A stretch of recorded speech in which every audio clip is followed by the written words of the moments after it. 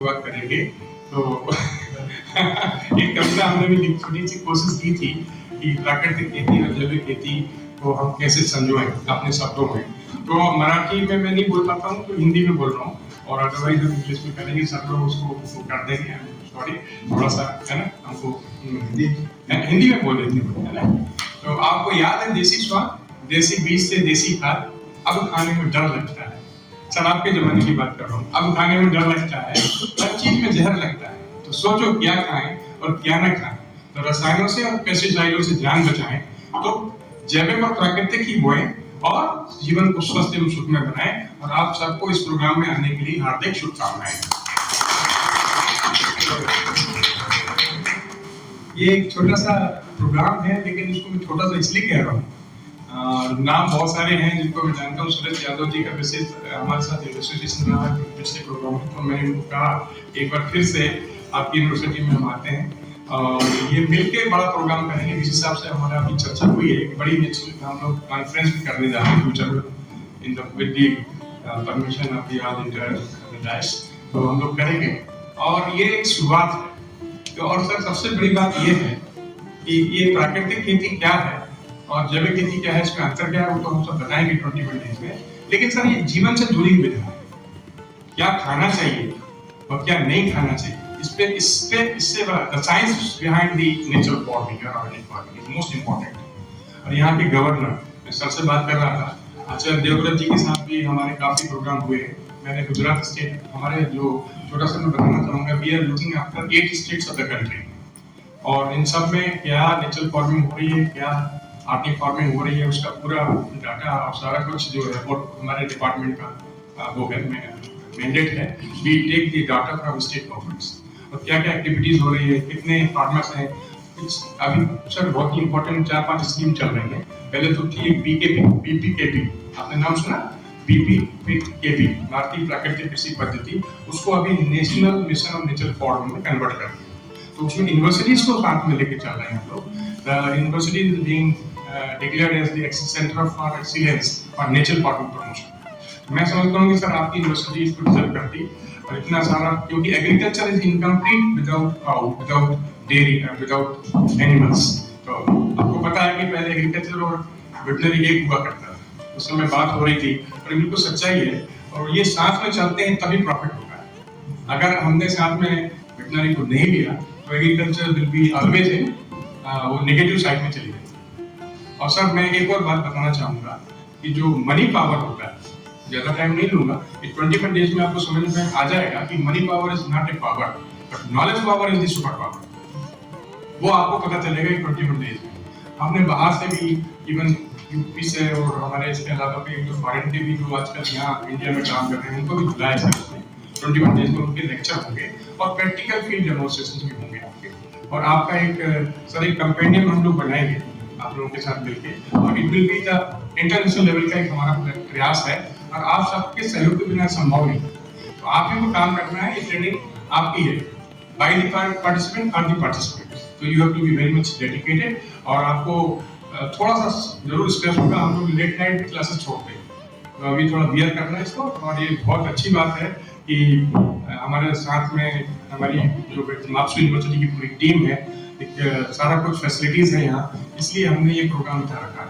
हम guest speaker या कह लीजिए वो जो गेस्ट स्पेशल गेस्ट नहीं है, हम एक्चुअल ऑर्गेनाइजर है ना। So we are organising this programme here, और इट इज इम्पोर्टेंट। आप सबके बिना ये संभव नहीं है। तो मैं यही कहूंगा, और एक और आखिरी कविता बोल के वो डेडिकेट कर रहा हूँ मैं विजय सर को, कि आपने हजारों वर्षों से नरगिस रोती रही अपनी बेनुरी पर, हजारों वर्षों से नरगिस रोती रही अपनी बेनुरी पर, और वर्षों के बाद पैदा होता है कोई दीदावर। तो दीदावर हमारे ऋषि साहब हैं। इसका मतलब है नरगिस हमारी क्या है? नरगिस हमारी एक ये मिट्टी है जिसको भूमि बोलते हैं, जिसको हमारी माँ है, जिसके साथ हमें रहना है। तो हम उसके साथ कैसा व्यवहार करना चाहिए, मिट्टी के साथ कैसा व्यवहार हमारे लोग कर रहे हैं, ये जान लीजिए। और जो केमिकल और नेचुरल फार्मिंग कर रहे हैं, उसमें आपको अंतर समझ में आ जाएगा। तो आप एक पुण्य का काम कर रहे हो। सर मैं इतना ही कहूँगा कि भले हमारे लिए वो चिड़िया की चोंच वैसा काम है, लेकिन जब आपका हिसाब होगा ऊपर, तो उसमें आपका नाम कहाँ लिखा जाएगा आप समझ सकते हैं। ये 21 डेज में आपको याद हो जाएगा। Thank you very much. तो इसी के बारे में और आपको मार्गदर्शन करने के लिए मैं आज के जो हमारे मुख्य अतिथि है सम्मानीय कुलगुरु महोदय, उनसे अनुरोध करता हूँ कि वो कृपया मार्गदर्शन करें। और आप सबका स्वागत है यहाँ पे नागपुर में। मुझे लगता है जो बाहर से लोग आए होंगे, पहले भी आप आए हो या पहली बार आ रहे हो, तो एक बड़ा अच्छा ये सीजन है कि जिस वक्त आप यहाँ पधारे हो। आज के कार्यक्रम के मैं कहूँगा कि आयोजक कि राजपूत साहब ने जिस तरह से प्रोग्राम के बारे में कहा है, उसको धरातल पर लाना और उस तरह से हमें तैयार करना एक बहुत महत्वपूर्ण काम इन्होंने किया है। और गवर्नमेंट ऑफ इंडिया का जो एग्रीकल्चर और फार्मर्स वेलफेयर, किसान की वेलफेयर की जो बात करते हैं, तो उसके लिए समर्पित ये रीजनल सेंटर यहाँ पे अस्तित्व में आया है। हम बड़े खुशनसीब है कि वो नागपुर में है और ये हमारे पड़ोसी भी है।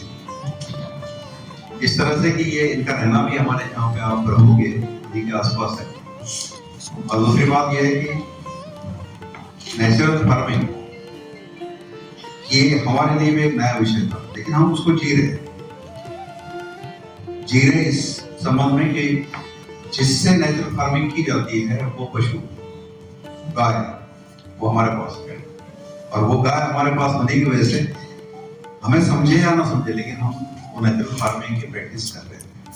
अब उसको इसमें ढाल दिया गया कि क्या इसकी डेफिनेशन होगी, किस तरह से उसके उत्पाद बनाए जाएंगे, खेती में उसका कैसे उपयोग होगा और उसको उपयोग करने से क्या फायदे होंगे। फायदे तो पता ही है कि आजकल हम भी ये कहते हैं कि जहाँ पे ज्यादा उर्वरक हो या इंसेक्टिसाइड का जहाँ प्रभाव न किया या फिर उसका उपयोग न किया हो, ऐसी खेती में से जो भी उत्पाद आते हैं उन उत्पादों का एक तो कीमत भी ज्यादा होती है और उसमें समझे या ना समझे, लेकिन लोग ये समझते हैं कि ये शुद्ध और ऐसा उत्पाद है कि जिससे आपकी सेहत को हानि कुछ पहुंचने वाली नहीं है। इसीलिए अगर बाजार में भी जाओगे तो वो कहेंगे, चाहे वो देसी सब्जियां की बात करेंगे या एकदम ठेठ गांव में से आने वाले उन उत्पादों की बात करेंगे, या अगर हमारे संबंध में बात करें तो उसमें हम कहते हैं कि देसी गाय का दूध, देसी गाय का जो भी उत्पाद होगा, घी भी होगा या छाछ होगा, अगर देसी गाय से आया हुआ है तो उसमें अनेक ऐसे तत्व सम्मिलित होते हैं कि जो अदरवाइज जो केमिकल बनाते हुए जो तैयार किए जाते हैं उससे अलग है। और देसी की तुलना में अगर बाकी की भी अगर चीज देखी जाए, जैसे आप कहते हैं कि हमारे यहाँ गाय की भी बात करें तो गाय जो क्रॉस ब्रीड है, या भैंस की बात कर ले, भैंस भी जिस तरह से, जैसे मेरा भी रहना इस जगह ऐसा हुआ था कि जो कहते थे कि बच्चों को आप गाय का और वो देसी गाय का दूध अगर आप पिलाए तो बच्चे भी वैसे तेज तरार होंगे, और भैंस का होगा तो भैंस जैसा ही सुस्त होगा, ज्यादा हिलेगा नहीं, बुद्धि भी नहीं बहुत ज्यादा चलाएगा। और वैसी बात उसकी है कि जो क्रॉस ब्रीड है ना, संकर गाय, उसका भी अगर आप दूध कराओगे तो आज अभी भी हमारे पास ऐसे बुजुर्ग हैं कि जो हमें बताते हैं कि अगर पिलाना हो, खिलाना हो, जो देसी चीज है वो सब कुछ उस तरह से आनी चाहिए जो नैसर्गिक तरह से फ्लो करती है।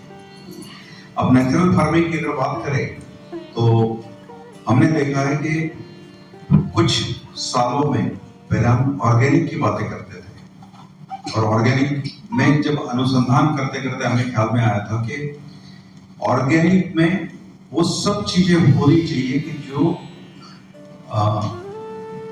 केमिकल के अलावा होनी चाहिए, जिसमें कुछ भी केमिकल का या औषधि का कोई भी उसमें छिड़काव ना हो या उसका जो ग्रीस ना हो, चाहे जमीन में हो या गाय के जो आप खिलाते हो उसमें हो या उससे मिलने वाला दूध हो उसमें नहीं हो, तो ऐसे जो प्रोडक्ट मिलता है उसका हम ऑर्गेनिक कहते हैं। अब ये समझने में और प्रैक्टिस करने में इसमें बहुत अंतर है। जैसे भी हम गाय की बात करें कि ऐसे हम उसको फीड खिलाए कि जिसमें कहीं से भी ऐसे रासायनिक तत्वों का लवलेश भी ना आए, अंश भी उसमें ना आता हो, ऐसी चीजें उसको खिलानी चाहिए। गाय अगर बीमार पड़े तो गाय के लिए बीमार वो नेचुरली तैयार हो जाए, बीमारी हट जाए, उस तरह से उसका इंतजार करना पड़ता है। और उसको अगर हमने सुधारने के लिए अगर कोई भी मेडिसिन का उपयोग किया तो वो ऑर्गेनिक की श्रेणी से हट जाती थी।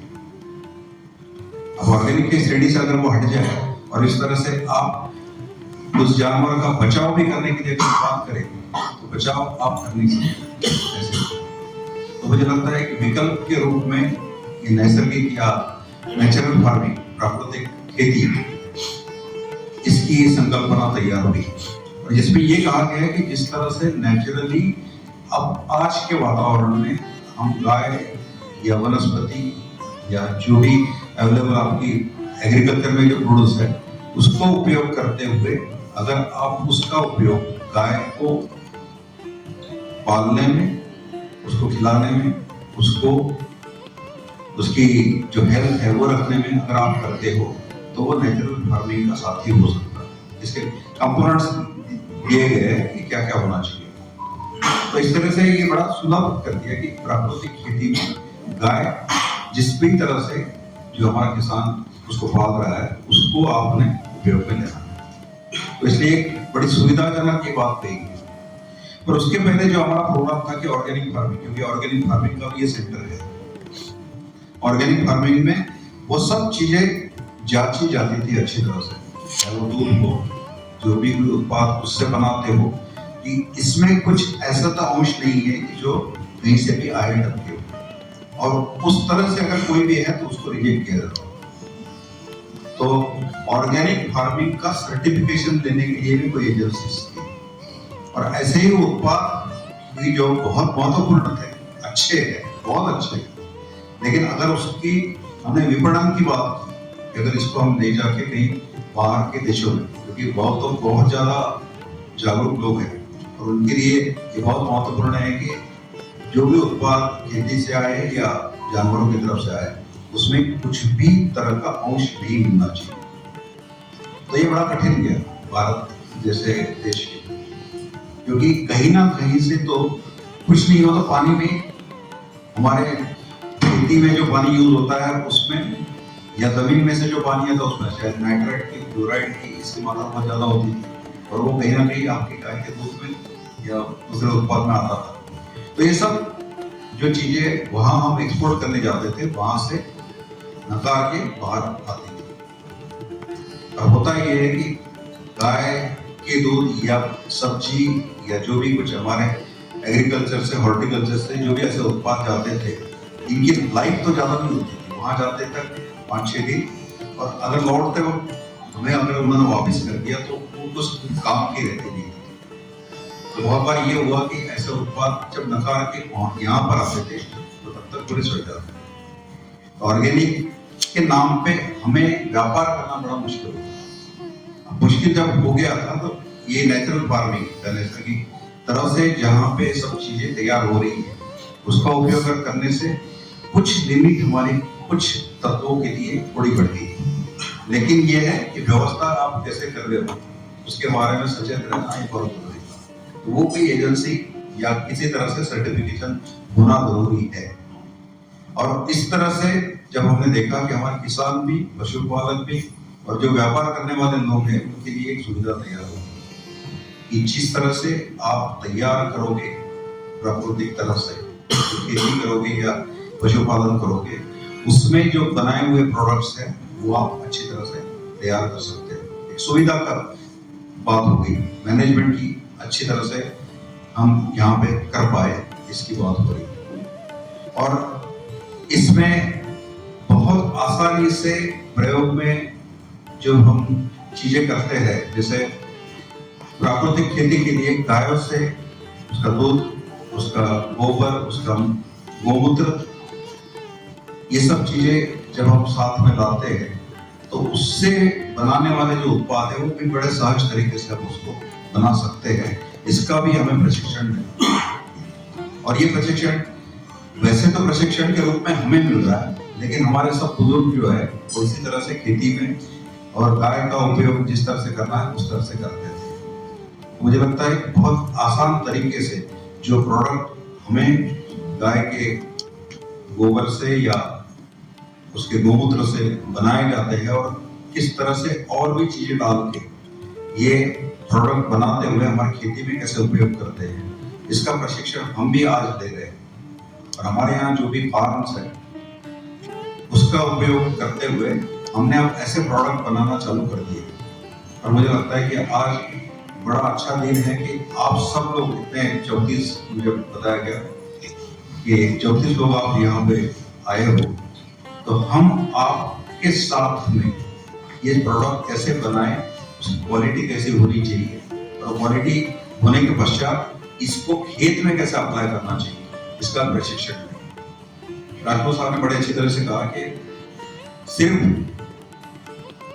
भाषण देने के बाद आप ये सीख लोगे ऐसा निश्चित नहीं है। जब आप सच में काम करोगे तो इसका जो समझना है कि उसमें कुछ क्या डिफिकल्टी आती है या उसका प्रयोग किस तरह से करना है खेती में खास करके, तो उसका पूरा प्रशिक्षण आपको इस 21 दिन के दरम्यान मिलेगा। और चूंकि हम भी अब इनिशियल स्टेज में हैं, हम भी आपके साथ साथ वो सब सीखेंगे। और मुझे लगता है कि ये रीजनल सेंटर के डॉक्टर राजपूत और उनकी पूरी टीम इसमें हमें प्रशिक्षित करने में और आपको प्रशिक्षित करने में शामिल हो। हम अपनी तरफ से आपको क्या देंगे कि हमारे पास जो भी फार्म है उसमें हमने उनको बता दिया कि अब जो भी गोबर जो इस गाय का उपलब्ध होगा उस गोबर को हमें अब पीट में यानी गड्ढे में डाल के उसके ऊपर कंपोस्टिंग करने की अब जरूरी नहीं है। अब उसको प्राकृतिक तरीके से हम उसका घन जीवामृत है, जीवामृत है और बाकी के भी उत्पाद कैसे कैसे बनाते हैं उसका प्रशिक्षण देंगे।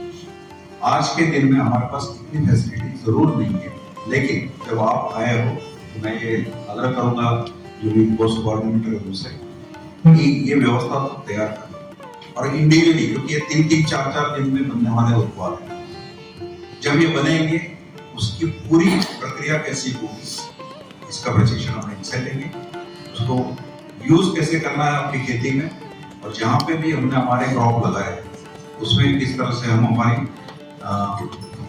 उर्वरा शक्ति, हम कहते हैं ना कि माटी की वो शक्ति जिससे भी कि हमारे अच्छी तरह से क्रॉप्स हमारे बनते हैं वो हम कैसे बढ़ा सकते हैं उसके बारे में भी हम बात करेंगे। एक जीवामृत की बात ये करते हैं कि भाई अगर जीवामृत 3 दिन में अगर तैयार होता है उसको छानने के बाद अगर उसको बीज की प्रक्रिया कैसे करनी है उसके भी मुझे लगता है प्रशिक्षण आपको देने पड़ेंगे और लेंगे। कुछ व्यवस्था मुझे लगता है इनके सेंटर की तरफ से भी, राजपूत साहब के सेंटर से भी होगी, पर बात ये 21 दिनों में सीखने की और अप्लाई करने की। और मैं सोचता हूँ कि ये सब सीखने के बाद जो एक्सपीरियंस, क्योंकि 21 दिन कम नहीं होता है, और खास करके जब आप बीज की प्रक्रिया करोगे, बीज को उगता हुआ देखेंगे, उसमें कितने % बीज ठीक आता है, ये सब तैयारी हम अपने आंखों से हाथों से करके देखेंगे।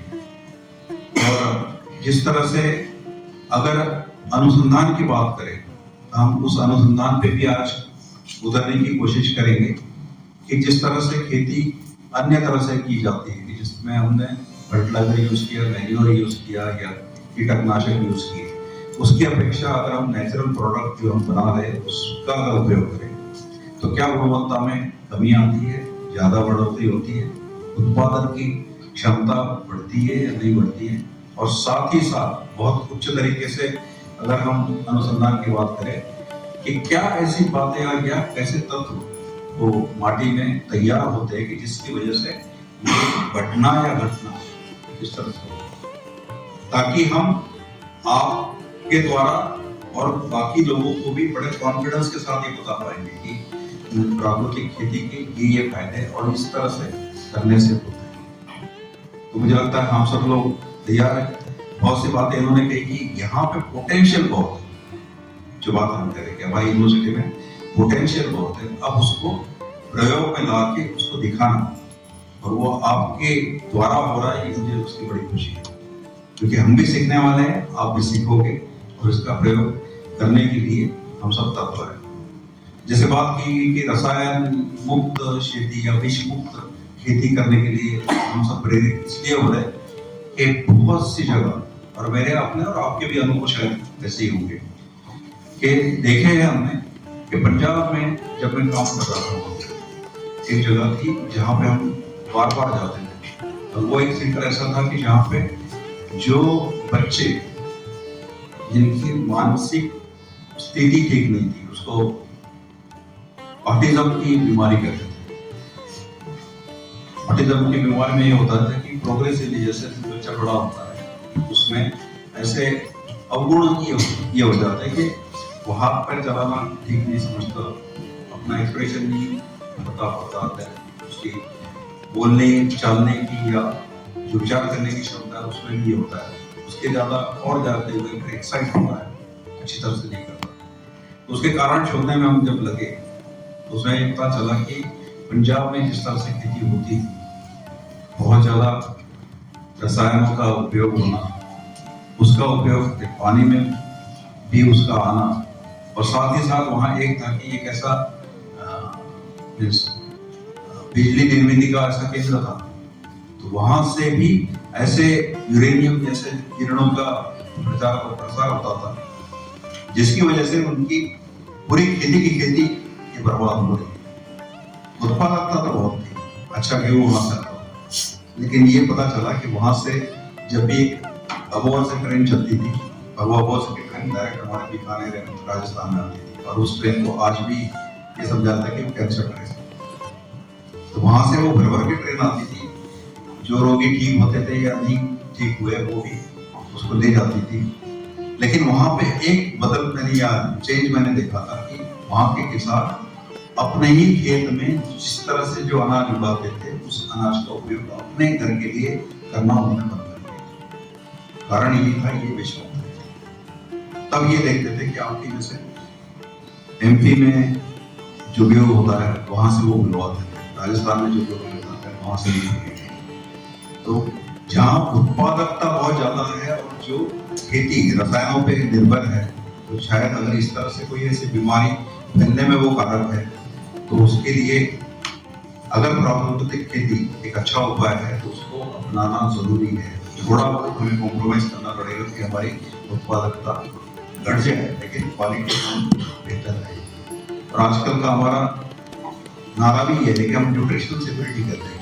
पहले तो हम भूखे थे इसलिए मतलब अन्न चाहिए, लेकिन अन्न अब कैसा होना चाहिए कि जो बहुत अच्छी क्वालिटी का, जिसमें हमारी आपकी सबकी सेहत, पशुओं की भी और वातावरण की भी सेहत बहुत अच्छी तरह से बन पे।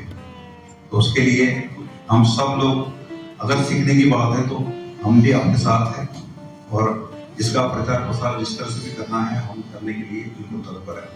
इन्होंने कहा कि हमारे राज्यपाल महोदय जो कि गुजरात और महाराष्ट्र के दोनों के हैं, तो वो आचार्य जी भी हमारे साथ लगे हुए, और उनकी खासियत यही है कि वो जाके जहाँ पर ऐसी कोई एक्टिविटी हो वहाँ जम जाते हैं। और उन्होंने अपनी तरफ से राजस्थान में भी किया, और कुछ हरियाणा में उन्होंने अपने प्रयोग किए, हिमाचल में भी कुछ किए, गुजरात में कर। तो उस कार्यक्रम के लिए हम भी अपने आप को जोड़ रहे हैं। अब राजपूत साहब कह रहे हैं कि एक सेंटर ऑफ एक्सेलेंस होना चाहिए, तो सेंटर ऑफ एक्सेलेंस की शुरुआत शायद इसी प्रोग्राम के साथ हो रही है। इससे आपका बहुत बहुत स्वागत। और इस यूनिवर्सिटी से बाकी सब लोग यहाँ पे होंगे, तो आपके साथ साथ हम भी अब सीखने के लिए तैयार हैं, ये मैं आपको कहना चाहता हूँ। बहुत बहुत धन्यवाद सर।